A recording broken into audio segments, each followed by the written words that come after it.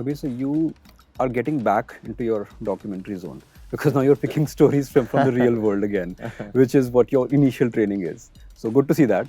But the last time you came out with 83, I think the timing and everything was just so unfortunate that whoever I meet, they have such good things to say about the film. But eventually, commercially and financially, because of the pandemic, which was uncontrollable, it did not pan out like that. Correct. How did that change you?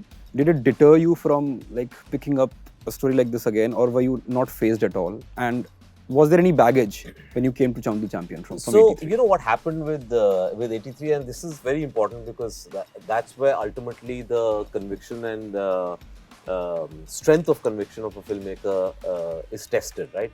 I mean, I've now been in this industry for several years. I've made several films. Some have been, have not done too well. Some have been some of the biggest blockbusters of the industry. So I know what works for an audience and what doesn't when it's coming from me. For 83, of course, it was, I won't be, I'll be honest, it was very depressing when that happened because I personally felt till date, I'm not going to put that onto Chandu because Chandu is something that the audience still has to discover. But before Chandu, I felt craft-wise, it was my best film. And then suddenly it hit this roadblock where we were not being able to release. And then when we finally released, we could have chosen a worse day because, as you know, everybody knows, third wave hit us, states shut down their theatres, and there was no way people could go and watch it. I was very depressed about it and unhappy about it for, I would say, at least a month or 2 months.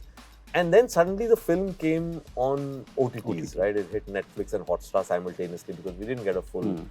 Then the sort of literal tsunami of reactions that came made me realize, "Ki kisi ne dekhi nahi thi."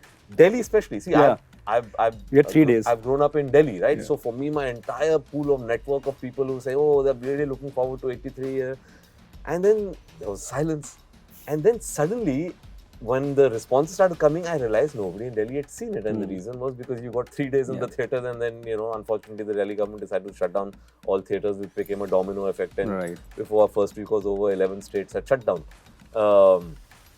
But that made me realize.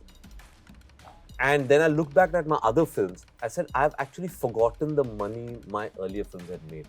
I only remember the kind of responses I'm getting for it. Right. I don't remember the box office collection of Kabul Express. All I remember is 17 years later, people come to me and say that, so that was your best film. Right.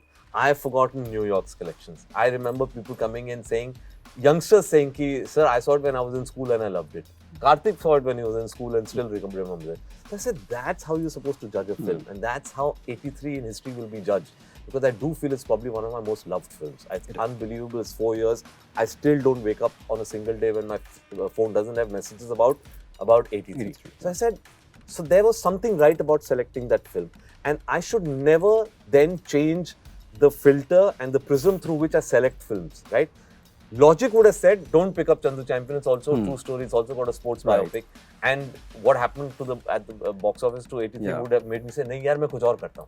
I said, no, this film is giving me like goose flesh every time I think about it. It's compelling me to go and make this film. I said, that's the gut instinct I trusted before. It worked for me. This is a gut instinct I'm going to stick to and continue.